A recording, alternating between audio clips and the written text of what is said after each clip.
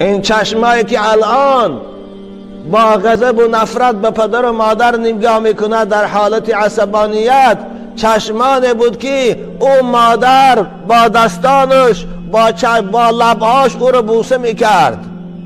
وقتی که چشمات در میکرد خیلی میگرفت، دستای نازکش که شیر میجوشید و او رو تازه میکرد. امروز به سوی او این چشمات تیز کرده نگاه میکنی. فلا تنهرهما، به سوی پدر و مادر درشتی نکن، صدای اونها رو به اهمیتی نکن. و قل لهما قولا کریما، با پدر و مادر وقتی که صحبت میکنی آرامانه، ملایم، از روی آداب صحبت کن. وقتی که حضرت عمر رضی الله تعالی عنه از این آیه مبارک پرسیدن، ایشان در جواب گفتند مراد از سخن ملایم و سخن خوش این است که پدر جان گو، مادر جان گو.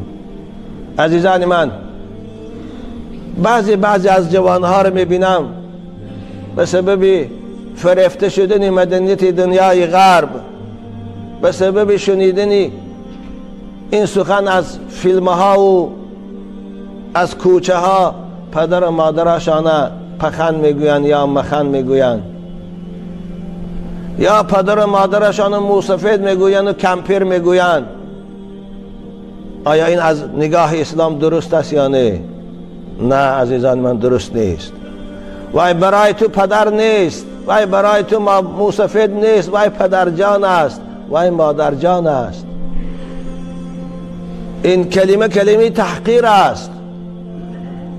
خواه پخن و خواه مخن، خواه موسفید و خواه کمپیر، این کلمه برای اونها تحقیر است شنیدنش. مگر تو ناموس میکنی گویی که او پدر جان من است؟ مگر تو ناموس میکنی گویی که او مادر جان است؟ حالا این زیباگی تو همش خدمت اوست، این ثروتمندی تو همش دعای اوست. امروز ننگد میبیاد که او را آت جان گویی یا پدر جان گویی یا دادا جان گویی. حتی اگر پدر و مادر کافرم باشند، فرزند حق نداره نسبت اونها به آدابانه سخن گوید. خداوند با ما قصه ابراهیم میکند که حضرت ابراهیم علیه السلام پدرش است یا عمکش است، مفسرها اختلاف دارند، کافر بود، بت پرست بود.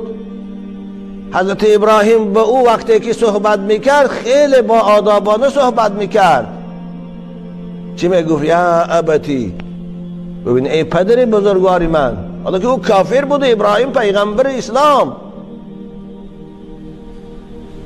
این تعلیم قرآنی برای ما و شماست که ما باید پدر و مادر مانه پخن نه، مخن نه، موسفید و کمپیر نه، بلکه پدر جان گوییم، مادر جان گوییم. خوب عزیز من، امروز که دهنت پیش نمی رود پدر جان گفتن، فردا که خود پدر شدی منتظر باش بچه تو رو پخن میگه دیگر، شاید چیزی از او بهترم گوید.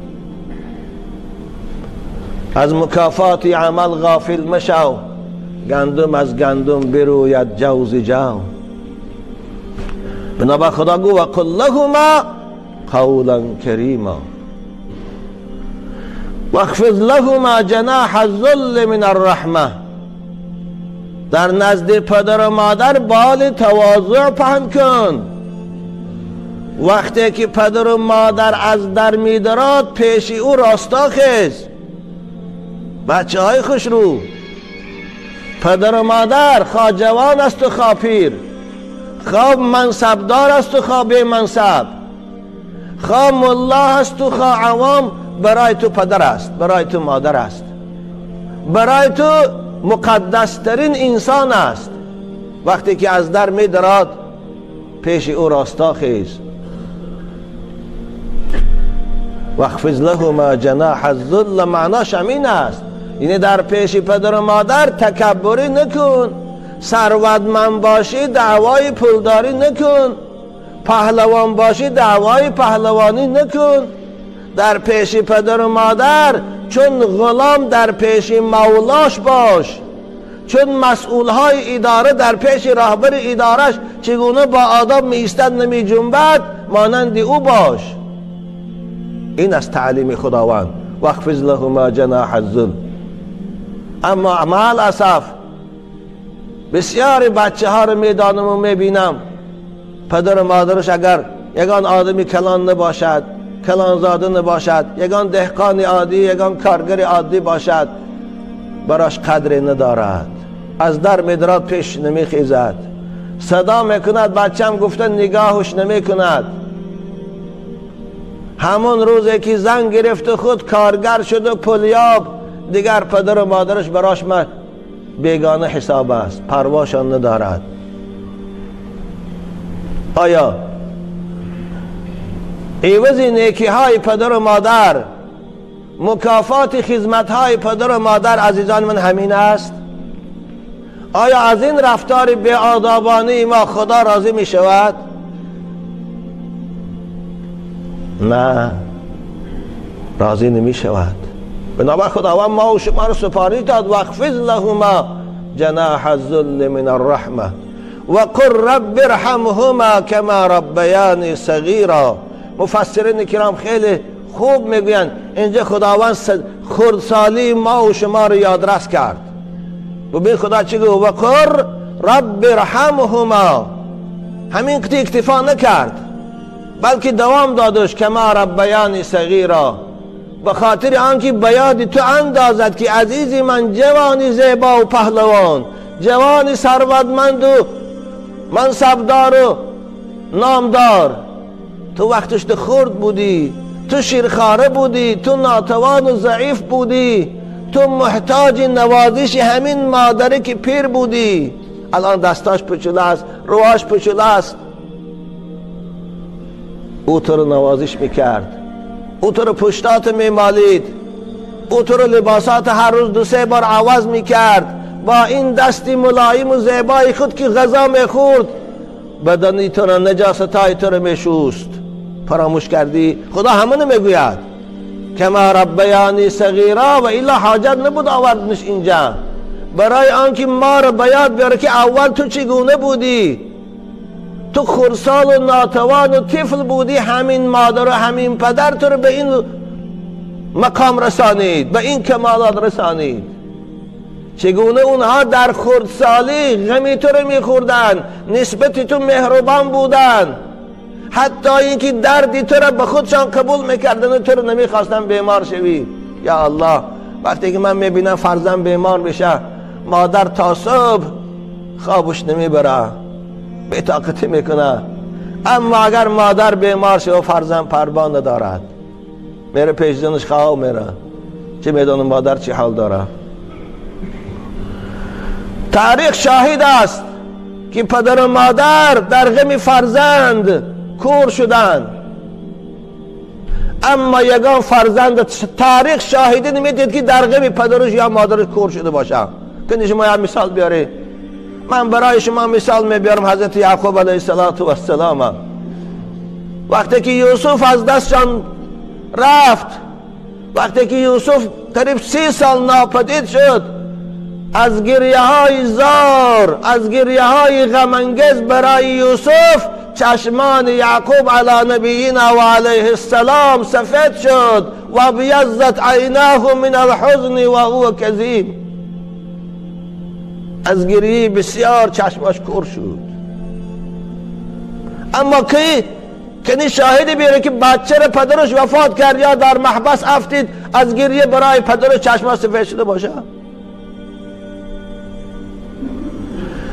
بایزید بستامری حکایت میکنن وقتی که 30 سال بایزید برای طلب هدایت و برای طلب علم برآمدن در راه خدا رفتند با دعای مادر. 30 سال از بایزید خبری نبود. 30 سال. در این مدت 30 سال مادر پیر از غم بایزید شبها مناجات میکرد و در حق فرزندش دعا میکرد، آب دیده میکرد در دل شب. از بسیاری گریه او چشمان مادر سیاه سفید شد، چشماش کور شد. جگربندم را خداوندا نگه دار.